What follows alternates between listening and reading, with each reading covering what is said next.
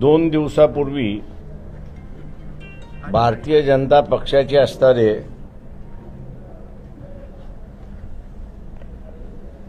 माजी मंत्री आणि आरएसएसचे असणारे प्रमुख जे प्रतिनिधी मंडळ आहे त्या प्रतिनिधी मंडळाचे असणारे प्रमुख कर्नाटकाचे हेगडे अनंत हेगडे यांनी क्लोज डोअर मीटिंगमध्ये म्हणजे बंद दरवाजामध्ये आरएसएसच्या कार्यकर्त्यांसमोर बोलत असताना वक्तव्य असं केलं की 400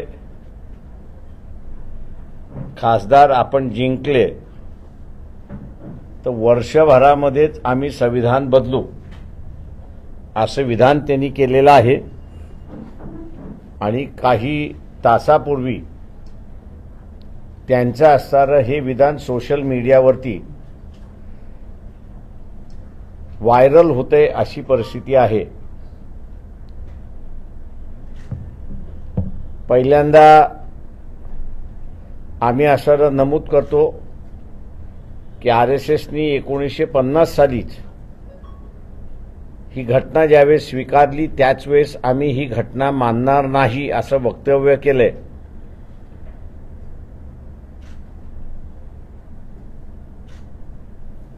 आणि मोदींच्या नेतृत्वाखाली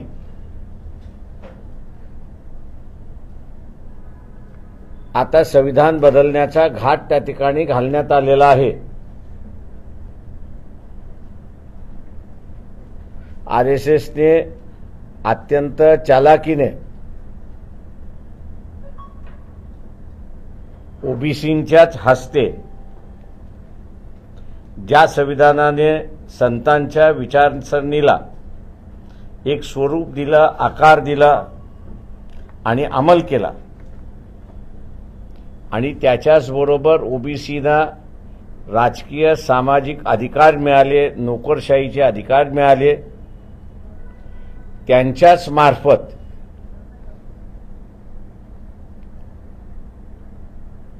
आता घटना बदलण्याची चर्चा पुन्हा सुरुवात झालेली आहे।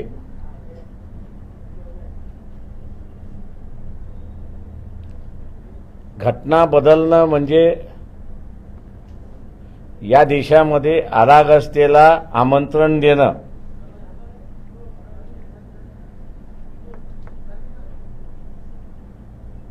कारण का बाबासाहेब एका ठिकाणी असं म्हणाले होते की तुमची किती इच्छा असली की आम्हाला गुलाम करावं, पण आमची इच्छा असली पाहिजे की तुमचे गुलाम आम्ही व्हायला तयार आहोत।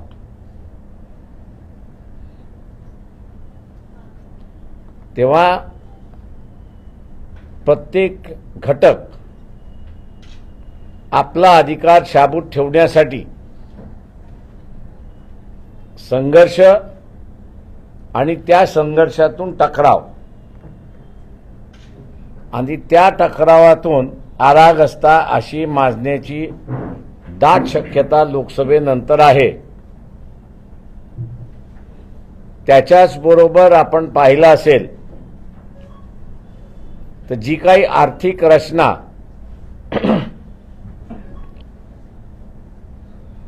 (1948) साली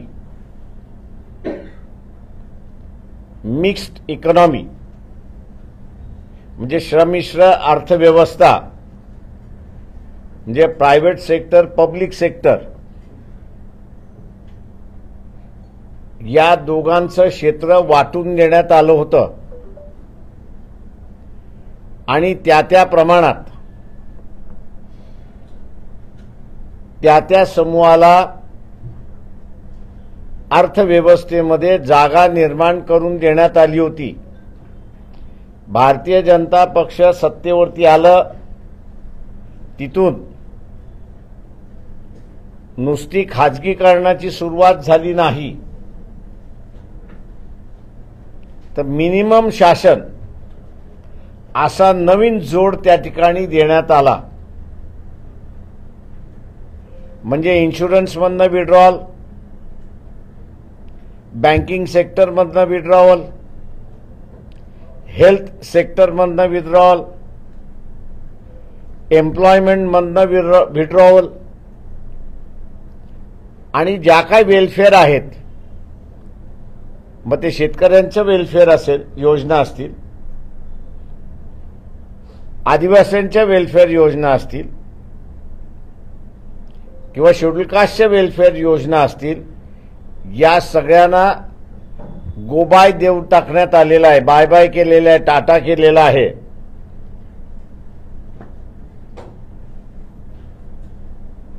आम्ही नरेंद्र मोदी पंतप्रधान आहेत त्यांना असणारं विचारतोय की आपण आता असणारं 5-6 मोठमोठी इंडस्ट्रियल घराणे उभी करत आहात.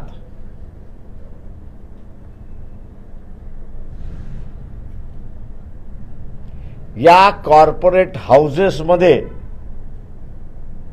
भारताला विभाजन केलं जाणार आहे का, याचा खुलासा त्यांनी करावा.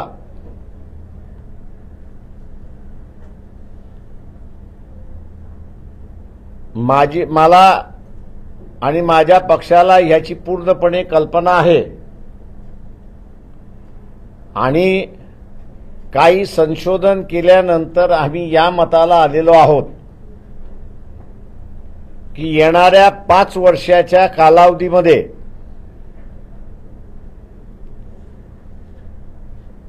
आरागत जे माजल्या जाईल, सोशल पॉलिटिकल आरागत जे माजल्या जाईल, त्याला उत्तर म्हणून, आर्थिक उत्तर म्हणून दिल्या जाईल. आणि हे जे 7 किंवा 8 इंडस्ट्रियल कॉर्पोरेशन्स, मल्टीनॅशनल्स ज्यांना प्रोत्साहन दिल्या जातोय, त्यांच्याकडे भारतीय राज्यव्यवस्था दिल्या जाईल आणि त्यांना आखून दिलेल्या झोनमध्येच काम करावं अशी परिस्थिती आहे. आमच्या पक्षाला याची जाणीव आहे की आम्ही नव्या रीतीने ईस्ट इंडिया कंपनी कशी येते, बॅकडोरनी ईस्ट इंडिया कंपनी कशी येते, याचं नव्यानं मांडणी आम्ही या ठिकाणी करतो आहोत. ती ऐन इलेक्शनच्या तोंडावरती मांडणी अशी करतो. याचं कारण की येणाऱ्या 5 वर्षांमध्ये वाटचाल त्याच पद्धतीने भारतीय जनता पक्ष आलं तर राहील. जे इकॉनॉमिस्ट आहेत आणि विशेष करून जे फ्युचरिस्टिक इकॉनॉमिक्स चे अभ्यासक आहेत किंवा इकॉनॉमिक्सचे अनालिसिस आहेत, त्यांना आम्ही असणारं आवाहन करतोय की पक्षाने मांडलेली ही भूमिका की उद्याच्या 5 वर्षामध्ये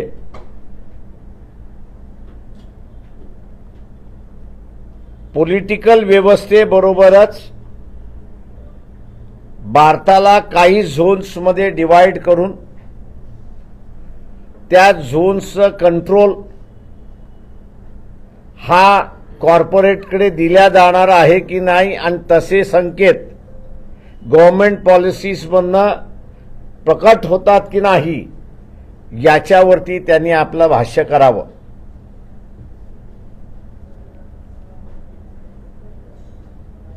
आरएसएस हे जॉग्राफिकल बाउंड्रीज मानत नाही, तर आरएसएस हे कल्चरल बाउंड्रीज त्या ठिकाणी मानते.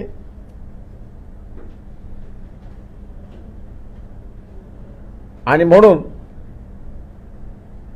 ज्यांना जॉग्राफिकल बाउंड्रीज मान्यच नाही, त्यांना इकॉनॉमिकल बाउंड्रीज याची मान्यता आहे. हा एक गंभीर आणि सिरियस प्रश्न आहे असं मी त्या ठिकाणी मानतोय.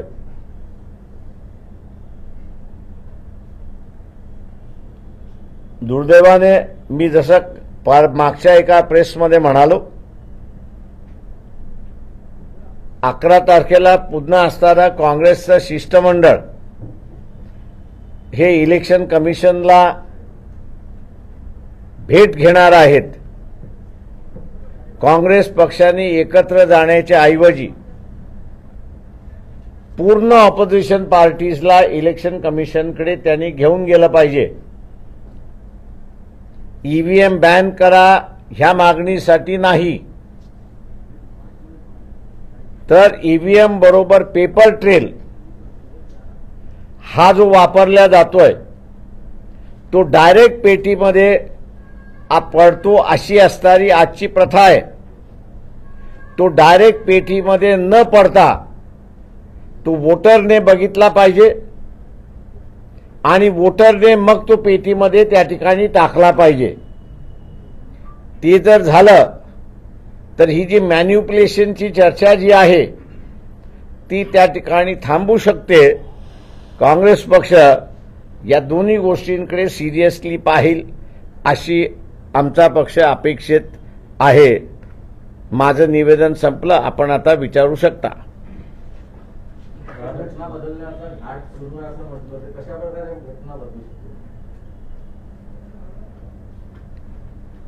आता असणारा पार्लमेंटरी डेमोक्रेसी आहे ती पार्लमेंटरी डेमोक्रेसीच्या ऐवजी पार्टी डेमोक्रेसी म्हणजे चायनाची आहे. ती दुसरं जे आहे ते अध्यक्षीय पद्धत त्या ठिकाणी येऊ शकते अशी आहे.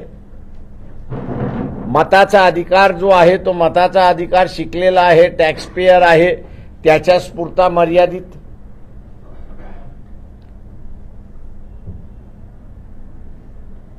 जे काही वेलफेअर प्रोव्हिजन्स आहेत घटनेमधले ते सगळे वेलफेअर प्रोव्हिजन्स काढून टाकणं आणि इंग्रजीमध्ये जो इथोपियन वर्ड आहे त्या इथोपियन पद्धतीने असणारं संविधान रचना करणं म्हणजे डिफ्रँचाइज ज्याला आपण म्हणतो तो 50% लोकांचा डिफ्रँचाइज करण्याचा त्यांचा घाट आहे. जी ट्रीटमेंट आज ते मुसलमानाला देतात आहेत तीच ट्रीटमेंट उद्याच्या ओबीसीला, भटक्या विमुक्ताला, आदिवासीला आणि एससीला मिळण्याची शक्यता आहे. ख्रिश्चनांना सुद्धा तीच ट्रीटमेंट त्या ठिकाणी मिळेल. तेव्हा हे काही चेंजेस त्याच्यामध्ये ऑफिंग आहेत असं मी त्या ठिकाणी मानतोय. भारताची फाळणी काही औद्योगिक घराण्यांमध्ये झाल्याचं तुम्ही म्हटलं आणि भारताची जी सध्याची ओळख आहे युनियन ऑफ स्टेट किंवा भारतीय संघराज्य ज्याला म्हटलं जातं, तर या संघराज्याचं हेड मग कोण असेल, काय ती रचना काय असेल? त्याच्यावरती अजून ते काही बोलत नाही आहेत. पण इकॉनॉमिक झोन्स आणि ते इकॉनॉमिक झोन्स या कॉर्पोरेट हाऊसेसना द्यायचं असा घाट एक निश्चितपणे पॉलिसीच्या मार्फत दिसतोय असं आम्हाला लक्षात आलेलं आहे. आणि म्हणून आम्ही म्हटलंय की आम्ही इलॅबोरेट करण्यापेक्षा, आम्ही त्याची पूर्ण मांडणी करण्यापेक्षा जे इकॉनॉमिस्ट आहेत, पॉलिसी इकॉनॉमिस्ट जे आहेत, अॅनालिस्ट इकॉनॉमिस्ट जे आहेत, फ्युचर इकॉनॉमिस्ट जे आहेत, या सगळ्यांनी त्याच्यावरती बोलावं अशी आमची मागणी आहे. मूग गिळून त्यांनी बसू नये, मौनी बाबा त्यांनी होऊ नये.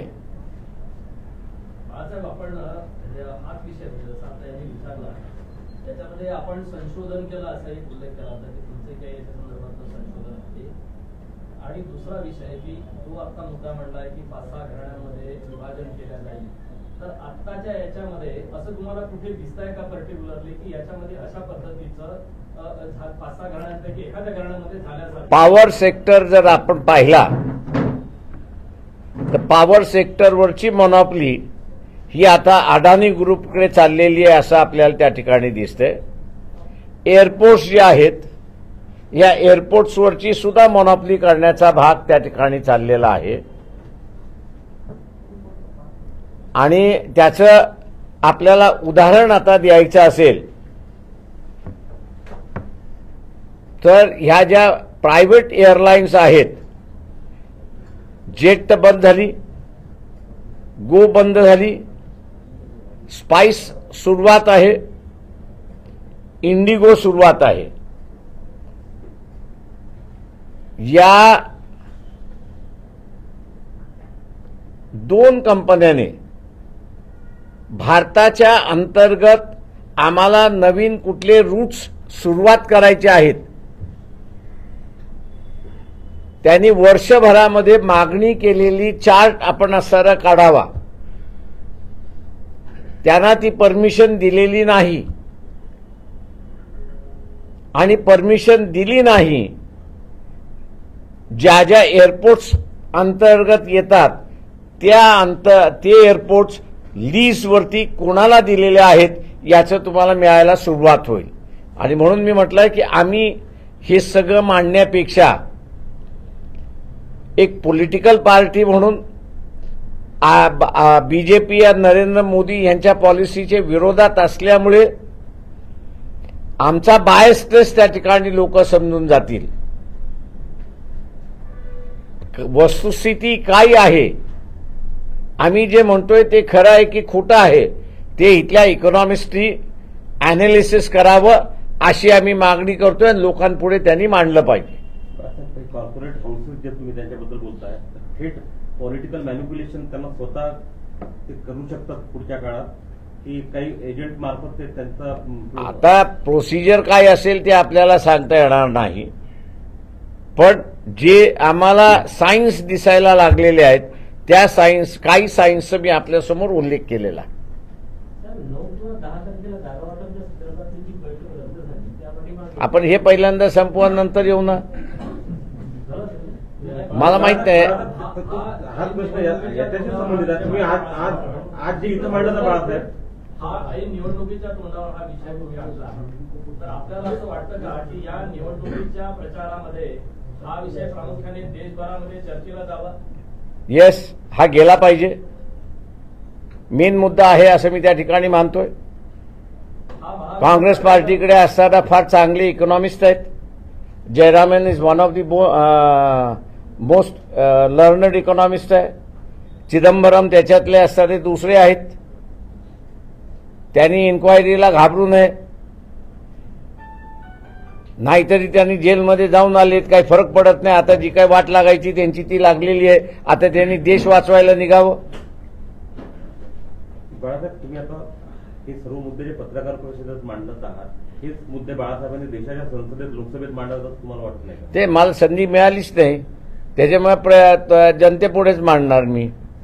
जनतेने मला संधी पार्लमेंटमध्ये दिली तर कदाचित तिथेही मांडीन मी. संधी आता आहे तर त्या संधीचं सोनं करणार आहात का? ते संधीचं सोनं करता करता ते पार्लमेंटच शिल्लक राहिलं पाहिजे ना. ते नाही राहिलं तर काय करू? नाही, 2019 मध्ये पण असे विषय तुम्ही मांडलेले होते निवडणुकीच्या पूर्वी. नाही, 2019 मध्ये काहीच मांडलं नव्हतं मी. तुम्ही काही मुद्दे घेऊन अशोक चव्हाणांचा विषय घेऊन त्यावेळेस तुम्ही गेले होते आणि आता हा विषय महाविकास आघाडीच्या बैठकीमध्ये तुम्ही मांडलाय का? होय, मांडलाय ना. मी असणारा 9 तारखेच्या बैठकी 7 तारखेला बैठक होती. त्या 7 तारखेच्या बैठकीमध्ये उद्धव ठाकरे, त्याच्यानंतर शरद पवार आणि काँग्रेस पक्षाचे असणारे बाळासाहेब थोरात, मी यांना म्हणालो होतो की आपलं एग्रीमेंट होईल न एग्रीमेंट होईल ते बाजूला ठेवा, आपण सगळ्यांना बोलू आणि ईव्हीएमच्या संदर्भात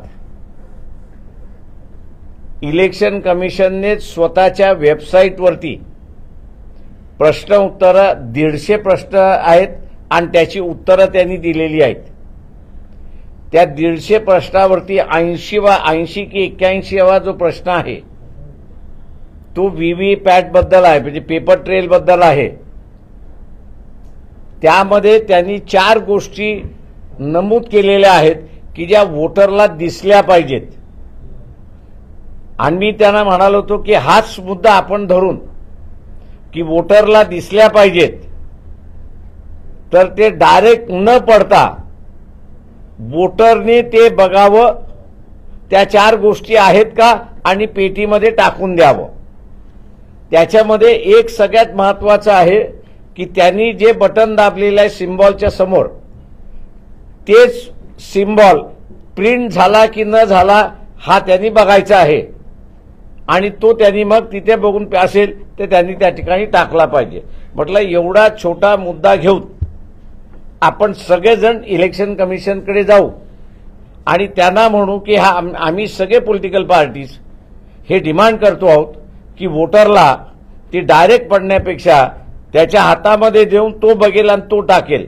फार फार 2 सेकंद त्याच्यापेक्षा अधिक लागतील अशी परिस्थिती आहे. त्याच्यामुळे फार बर्डन होणार नाही. पण दुर्दैवाने आपण याच्यावरती विचार करू. याच्या पलीकडे मला उत्तर काही मिळालं नाही. आर्थिक विषय जी वाढलेली आहे आणि आता कॉर्पोरेट करण्याकडे 70% प्रॉपर्टी या देशाची आहे आणि इकॉनॉमिक्स तर बोलतच नाही. तुम्ही तुमच्या पार्टी बरोबरच हा मुद्दा रेस केला सगळ्या देशात. आम्ही पार्टी फोरमवरतीच रेस करतो. आमच्या पार्टी फोरमवरती झालेला आहे. आमच्या प्रचार सभेमधनं सुद्धा हा मुद्दा आहे. आम्ही आता बघतोय की त्याला सार्वत्रिक मान्यता मिळावी आणि इथला जो इंटेलिजन्स आहे या इंटेलिजन्सियानी बोलावं. लोकसभेनंतर हे बहुमत गृहीत धरून आले आमचं 2 दिवसांचं. कोणाचं? या बीजेपीचं. तुम्ही माझं स्वतःचं रीडिंग मी असताना जे म्हणालो, आमच्या कॅल्क्युलेशन प्रमाणे 150च्या वरती हे नाहीत. संविधान कसं बदलतील ते पॉसिबिलिटीज तुम्हाला सगळ्याच घेऊन राजकारणामध्ये चालावं लागतं. लोकांचं मत ओव्हरनाईट सुद्धा बदलू शकतं. 400 आले तर काय होणार हे लोकांना आगाह करणं गरजेचं आहे असं आम्हाला वाटतं. इलेक्ट्रॉनिक बॉन्डचा आता सर्वोच्च न्यायालयाने एक आदेश दिला की एसबीआयला उद्या त्या संध्याकाळपर्यंत वेबसाईटला तुम्ही ते सगळं टाकलं आणि सगळा तो डेटा दिला पाहिजे. या सर्वोच्च न्यायालयाच्या या भूमिकेवर आपलं काय म्हणणं? इमिजिएटली त्याची अंमलबजावणी. पण माझ्या माहितीप्रमाणे असणारं स्टेट बँक ते करायला तयार नाही. आणि मी पुन्हा हे असं म्हणतोय की सगळे लढे हे आमच्याच वाट्याला आलेत असे दिसते. कुठलाही राजकीय पक्ष राजीनामा वेळा आपण बरोबर बॉन्डशी संबंधित आहे का यांचे अगोदरची कारकिर्दी जी आहे ती पूर्ण बँकिंग सेक्टरमधली म्हणजे सेक्रेटरी फायनान्स आणि सेक्रेटरी फायनान्स असताना बँकिंग सेक्टर पूर्ण त्यांच्याकडे होतं. त्याच्यामुळे यांना काय घोटाळा झालाय याची पूर्ण कल्पना आहे.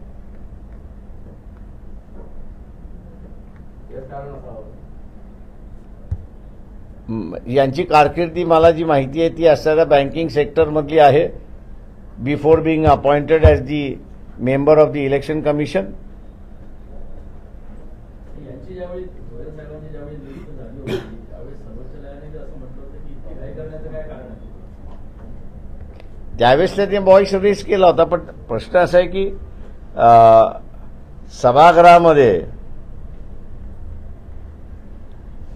मिनिमम मेजॉरिटी जी पाहिजे होती ती नसल्यामुळे सभागृह आणि डिसिजन मेकिंग हे दोन्हीही धुडकावून लावलेत अशी परिस्थिती आहे सध्याच्या सरकारने. गोयल यांच्या जीवाला धोका असू शकतो का पुढच्या काळात? त्यांनी लिहून ठेवलं असेल तर धोका नाही. त्यांनी लिहून ठेवलं नसेल तर धोका आहे.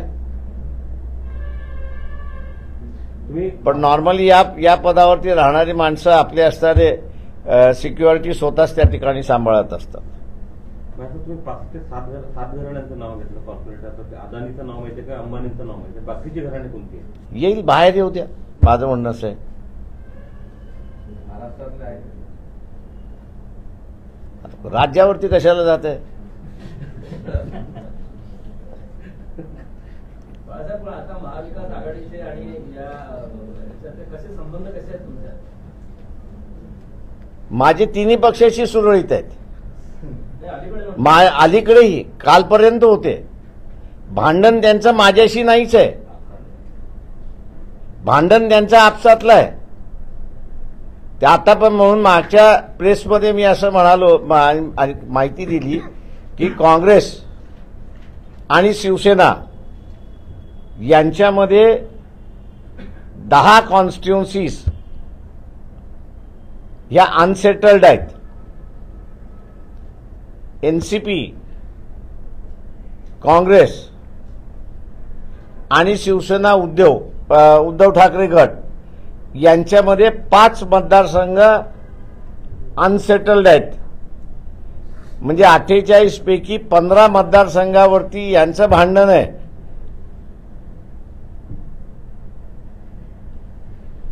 यांचं अंतर्गत भांडणं आहेत ती, आणि यांची अंतर्गत भांडणं मिटवत नाहीत तोपर्यंत वंचित बहुजन आघाडी काहीच करू शकत नाही. आम्ही असताना काल म्हणण्यापेक्षा 9 तारखेची बैठक झाली नाही, त्याच्यानंतर आम्ही असताना एक नवा प्रयत्न त्या ठिकाणी केला, आणि तो म्हणजे रमेश चेनिताल जे एआयसीसीचे रिप्रेझेंटेटिव्ह आहेत त्यांच्याशी संपर्क साधून, मग तुम्ही तिघांचं होत नाही पण काँग्रेस आणि वंचित बहुजन आघाडी, तुम्ही जी लिस्ट महाविकास आघाडीला दिलेली आहे त्या महाविकास आघाडीची दिलेली लिस्ट आणि वंचित आपण एकत्र बसून आपल्यापुरता तरी निर्णय करू.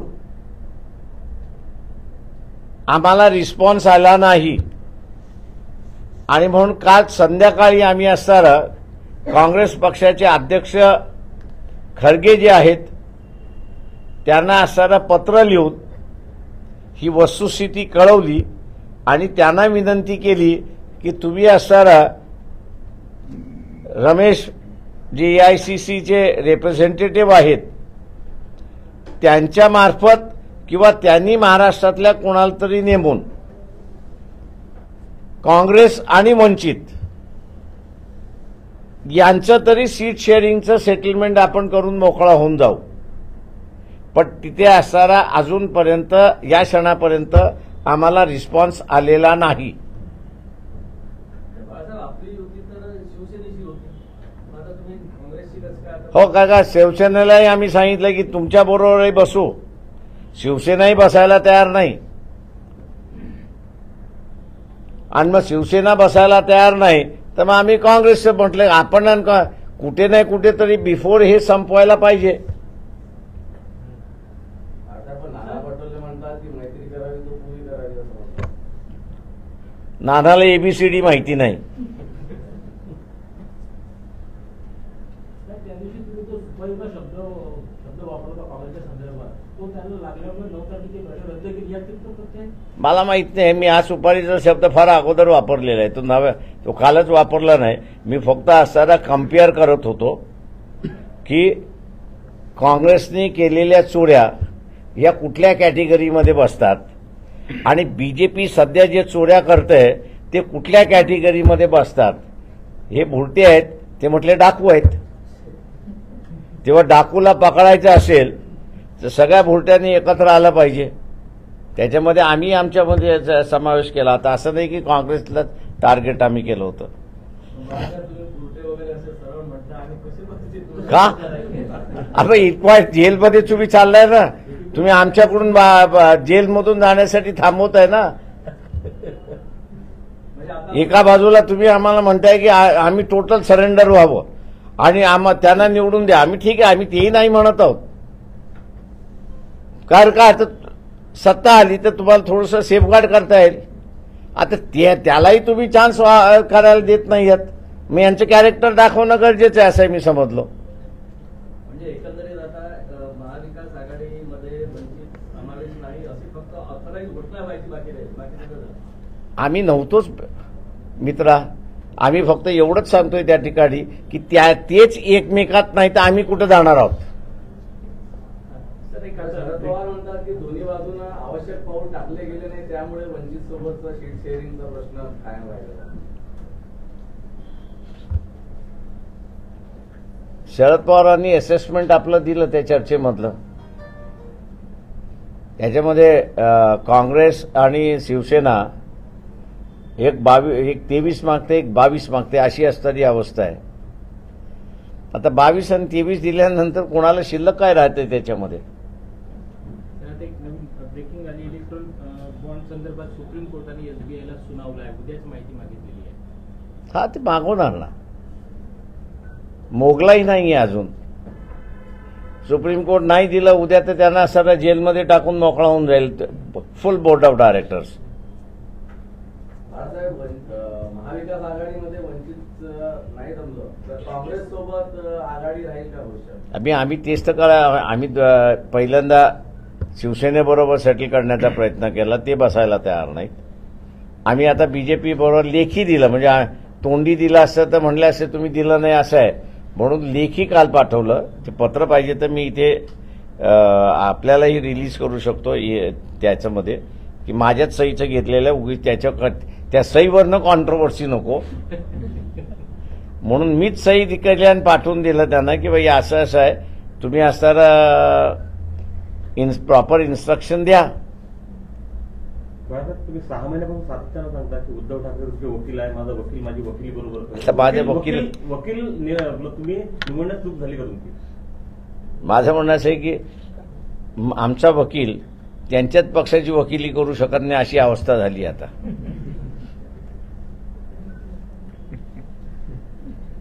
बाळासाहेब, 2 दिवसात एक प्रस्ताव अमरावतीवरून पक्षाकडे आला की सुजात आंबेडकरांनी अमरावतीतून लढावं. प्रकाश योग्य वेळेस त्याच्यावरती मी बोलेन, काळजी करू नका. बाळासाहेब, त्याच्या मागची पार्श्वभूमी अशी आहे की आनंदराज आंबेडकरांच्या उमेदवारी संदर्भात अमरावतीच्या चाचपणी होत आहे महाविकास आघाडीकडून.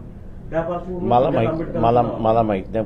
महाविकास आघाडीने मला कधी याची माहिती दिली नाही आणि कुठल्याही काँग्रेस नेत्याने असं आम्ही करतोय असंही मला सांगितलेलं नाही. त्याच्यामुळे ही बातमी मी तुमच्याकडूनच ऐकतोय. राष्ट्रवादीचे काही नेते भेटले त्यांना आनंदराज असेल ना.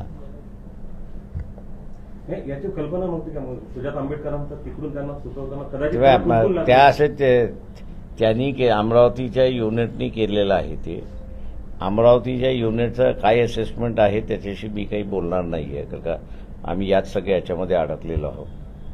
तेव्हा प्रत्येक युनिट आता असताना आमचं जे आहे ते एसर्टिव्ह व्हायला लागले की, आणि ही अनरेस्ट मोठ्या प्रमाणात वाढत चालली असं आम्हाला पक्षांतर्गत दिसतंय की सीट कोणाला जाणार त्याच्यावरनं आहे. आनंदराज आंबेडकरांनी तुम्हाला अमरावती लढवण्याबद्दल कधी बोललेत का? ते त्यांचा इंटरेस्ट आहे? दोघंही माझे भाव जे आहेत ते पब्लिकली असतात, पण इलेक्शन नाही आहे. त्याच्यामुळे मला माहिती आहे घरात काही आणि काही नाही आहे. ते 14 तारखेला लागू होते. ते आम्ही आमची भूमिका मांडणार ना. ते आमच्या असणारा उमेदवार जे आहेत ते मतदारसंघातच आहेत. आम्ही आमची भूमिका एकदा आचारसंहिता लागून झाली की 2 दिवसानंतर आम्ही आमची भूमिका मांडू, पॉलिटिकल भूमिका आमची मांडू आम्ही. 48 जागेवरही लढणार ती असेल तेव्हा ऐका ना. सांगलीची सभा होणार आहे का तुमची? सांगलीची सभा होणार आहे का?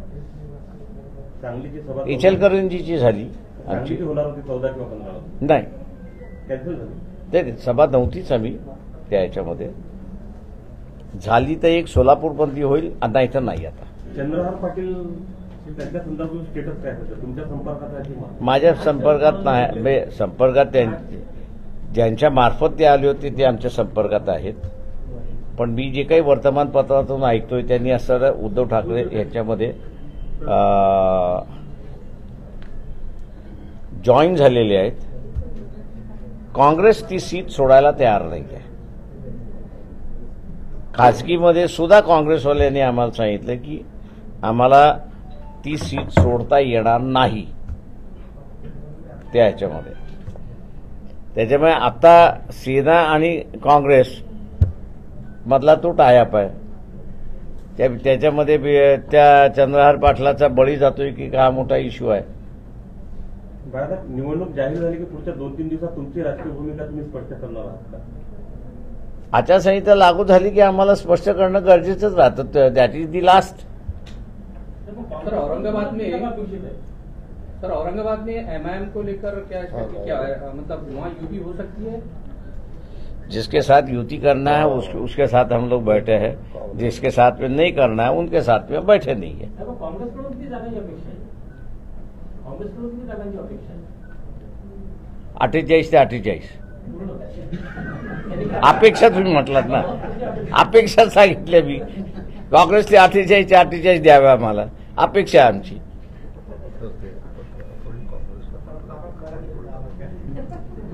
नाही पत्र जे आहे मी माझं करेक्शन आहे मला वाटतं पत्र आम्ही असताना काँग्रेस पक्षाचे अध्यक्ष जे आहेत खरगे यांना पाठवलेलं आहे. ती कॉपी आम्ही असं जी आहे ती आपल्याला संध्याकाळी पर्यंत मिळून जाईल. जरांगे पाटलांच्या आंदोलनाच्या बाबत आपण कसं बघतो? हा जरांगे पाटलांच्या आंदोलनाच्या आताची स्थिती जी आहे त्याकडे आपण कसं बघतो? मी उद्या बोलेन त्याच्यावरती, आज नाही. बाळासाहेब एकीकडे काँग्रेस सोबत तुमचं बोलणं हा पण तुम्हाला आता नॅशनल लाईट लाईमलाईट वरती आणतो ना अशोक अकोला प्रेसला. बाळासाहेब एकीकडे काँग्रेस सोबत तुमची बोलणी सुरू आहे, दुसरीकडे अकोल्यामध्ये 2 बैठका त्यांच्या झाल्या, त्यांना वरून निर्देश तर नाही. मला काहीच माहिती नाही. 2 बैठका झाल्या घटक पक्षांच्या, महाविकास आघाडी आणि काँग्रेस. आणि साहेब त्यांनी तुम्हाला बघून प्लॅनिंग केलं हो म्हणजे काँग्रेस स्वागतार्ह आहे. मग स्वागत 2.5 लाख काय मिळवावे शिवसेनेचं म्हणणं आहे की भाजपचं 2.5 लाख आम्ही करून आणणार आम्ही तसंच 5 लाखावरती चालू म्हणतो. स्वागतार्ह आहे.